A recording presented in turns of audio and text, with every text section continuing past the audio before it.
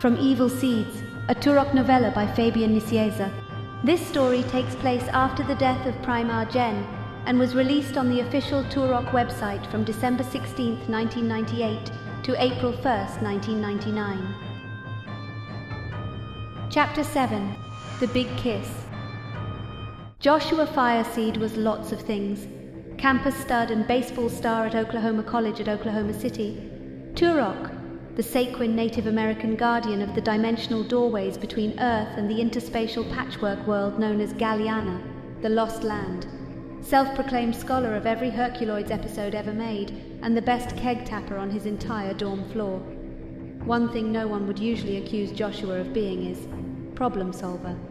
But standing on a butte half a mile in the air, with his best friend Barry Hackowitz, and the bioelectric holographic ambassador he might be in love with, Aiden, speaker of Forever Light, watching an sentient collective landmass the size of Rhode Island, shuffle away after having been carjacked by a group of no-goodnik aliens, Josh was expected to be just that. And his ability to come up with a solution to their predicament would most likely mean the salvation of not just the Lost Land, but quite possibly all of reality as we know it. Josh sighed. How many times could a Turok be expected to pull that same old rabbit out of his hat? Just hours ago, Josh and Barry had planted a cybernetic wavelength calibration device on the cerebral cortex of a newborn terraforming alien called a Barakian. The plan was to have the baby worm its way over to the mountainous collective made up of several dozen adult Barakians, and once comfortably ensconced among the collective, to attune the implant to recalibrate the geoelectric wavelengths emitted by the alien mass. In turn, the frequency signal would help stitch together the fractured tectonic ley lines across Galiana, which had been kept together for millennia by the powers of the recently deceased Primogen. Then the hijacks showed up and made off with their Barakian landmass. The Stinkers wanted the Continental Collective to replace the tract of land from their home planet that was originally yanked through time and space to Galiana. Their thinking was that they could alter the Barakians' geoelectric encephalograms to create a wormhole linking back to their world. And since nature abhors a vacuum, the hijack's landmass that was displaced back home would be replaced by the Barakian mass. The hijacks were literally driving the Barakian collective through some sort of control center attached to the landmass's shoulder blade. They didn't seem to care that creating a wormhole to save them would basically lobotomize the Barakian collective, leaving behind a dead, barren patch of land. Nor do the Hijaxians realize or care that without the sympathetic ley line recalibration that Forever Light asked Josh and Barry to perform, all of Galiana will suffer a slow and horrific death by earthquake upheaval. And of course, that age-old stickler of a question always cropped up. Since Galiana is a pocket of antimatter space made up of displaced matter from the core reality of the universe, would leaving the door open between matter and antimatter result in another Big Bang and the decimation of the core reality? Josh never got that one right on those California academic achievement tests. That old number 2 pencil couldn't scour out the right answer circle to fill in. "Well?" asked Barry. "Well what?" snapped Josh. "I've had all of 2 minutes to think about it." "Feels like forever," muttered Barry. Aiden placed a glowing hand on Josh's shoulder. He felt the tingle run up his spine from the warm bioelectric wavelengths and gravimetric feel of her touch. "I understand that we, the people of Galiana, ask much of you and ask it of you too often, Joshua, but..." Josh threw back a cocky grin, always quick to avoid the subject of how he really felt about both Aiden and the incredible burden of his responsibility. "Well, you wouldn't ask if I didn't always come through." "So, modest man," interrupted Barry, "what's your brilliant solution this time?" "We let the hijacks do what they want to do," replied Josh, to the dismay of Barry and Aiden. "Excuse me?" mumbled Barry. "We're not going to be able to stop them from getting where they're going, right?" he asked, not waiting for a reply. "The control center is too high up, and even if we took a skimmer and flew in behind them, they'd see us. If they really are controlling the Barakian landmass, it would be a simple matter for them to make the Barakian do the equivalent of passing gas and blow our skimmer craft out of the sky." "Thank you for that, really," muttered Barry. Aiden looked perplexed. Passing gas, Josh continued. Besides which, even if we could take over the control center, we wouldn't know how to fix whatever it is they did to override the cybernetic implant we put into the system. Aiden began to understand. So by letting them continue with their plans, you hope to get the hijacks and the Barakian to a more vulnerable point where our actions could be beneficial? Yup, answered Josh quickly. The hijacks want to kill 2 birds with 1 stone, then so can we. Let them open up that wormhole, get them and their land the heck out of here. We just make sure that whatever it is they do doesn't kill the Barakians is all. Then we're back to square one, our plan in motion. Okay, said Barry. That's as good a way to avoid making a decision as I've heard in a while. Let's get to doing nothing pronto. Aiden emitted a signal with a flick of her finger, and a skimmer craft hovered from the ground below, rising in front of them at the precipice of the butte. Josh helped Barry into the opened hatch along the small craft's hull.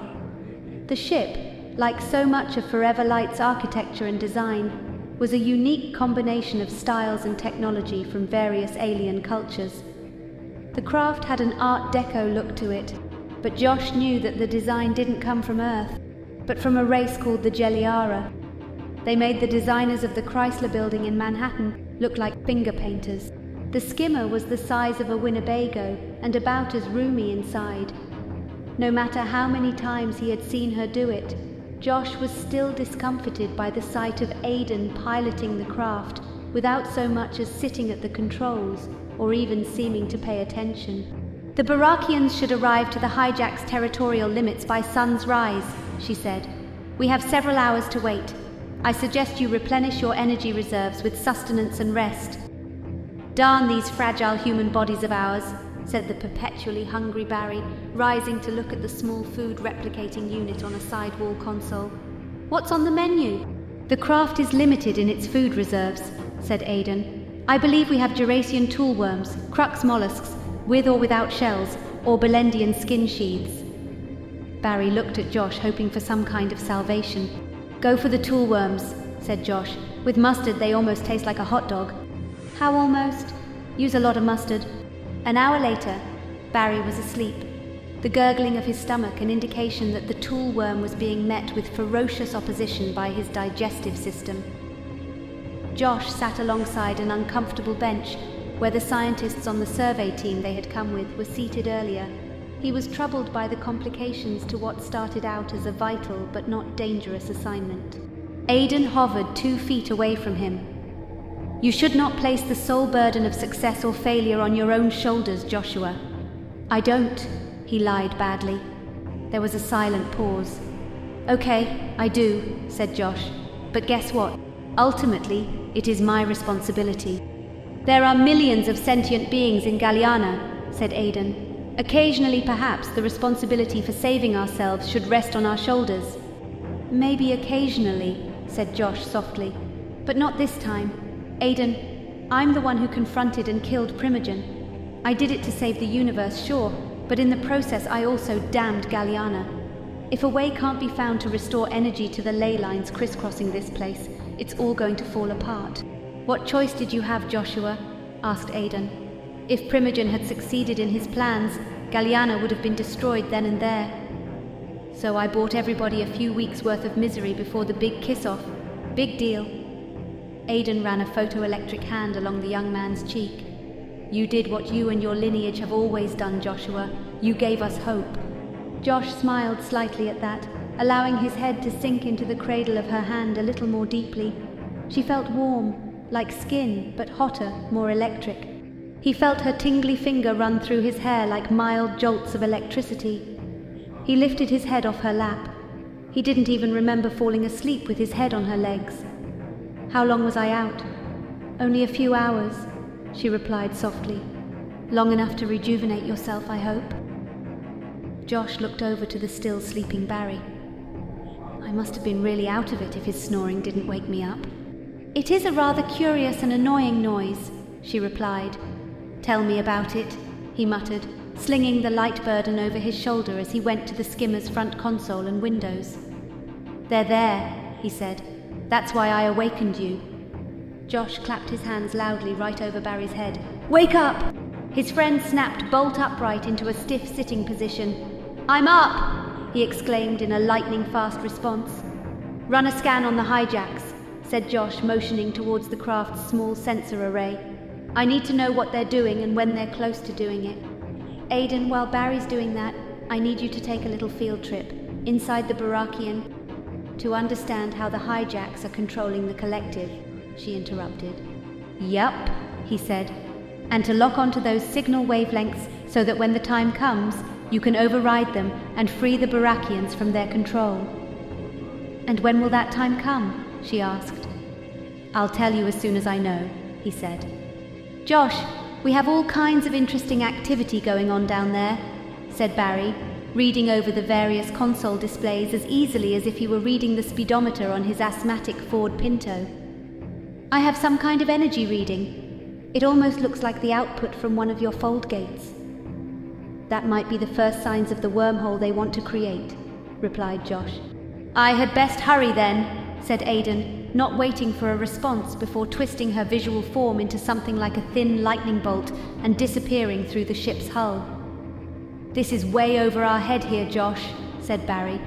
"They have a gravimetric field surrounding their entire territory. That's like putting saran wrap around the state of Illinois." "That's a lot of saran wrap, and the field perimeters have a gravity depth the equivalent of 8 inches of steel," he said fervently. "Meaning arrows won't penetrate?" asked Josh. "Meaning they have enough shielding around their land to protect them for a trip through interspatial space," said Josh. "We had to expect that.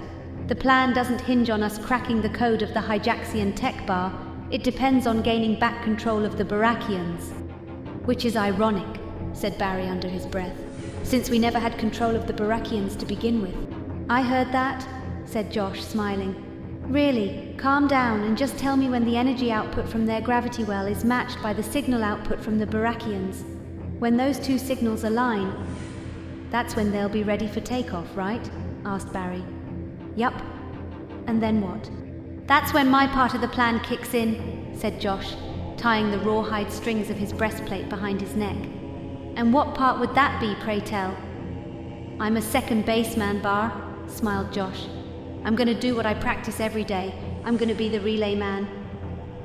"I can recite pi to the 100th decimal point," said Barry, "but I have no clue what you're talking about. On a hit to center or the right field, my job is to go out to the outfield grass and take the throw from the outfielder.